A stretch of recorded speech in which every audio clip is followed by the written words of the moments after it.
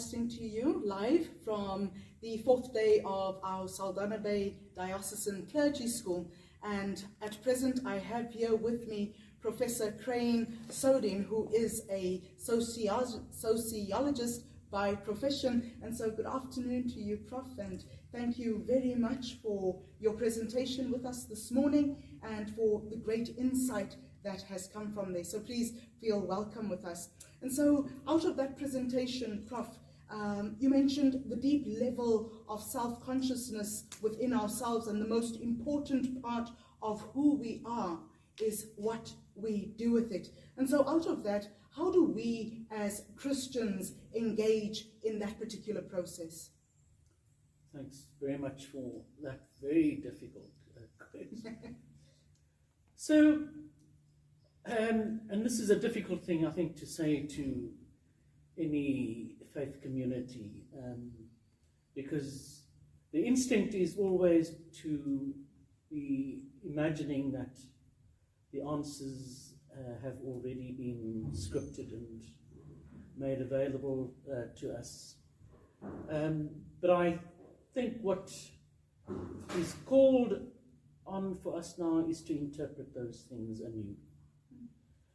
To interpret that which we think has been handed down scripturally, and to try to understand that in relation to the circumstances in which we find ourselves. Because the significance of that which has come to us demands in some ways that we apply our minds in reflective ways. Otherwise, we would not, as cognitively functioning human beings, require any form of engagement with that scripture.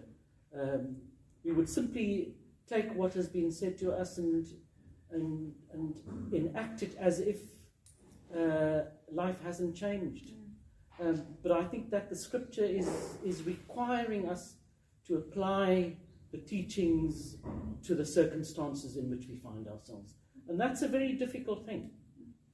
Thank you for that, Prof. And you have addressed us as clerics today, as clergy. And so just to continue on that vein, how do we then as priests and clergy engage others in that particular process of critical reflectivity?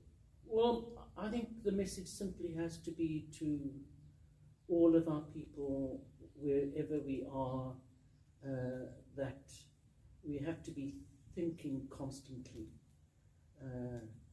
Thought is not something that is reserved for the secluded moment of a classroom. Thought is lived. And in that lived experience, we always have to be drawing on the best parts of who we are. And those best parts come from what has been handed down to us. And we need to take what has been handed down to us and to say to particularly young people that the world is so difficult that they have this responsibility of being in this world, of being conscious and thinking people in this world. And that consciousness must come and be rooted in the faith environments out of which they come. That's their point of departure. They may move on from that, but that's their point of departure. You need a point of departure. Without a point of departure, you are in some ways groundless.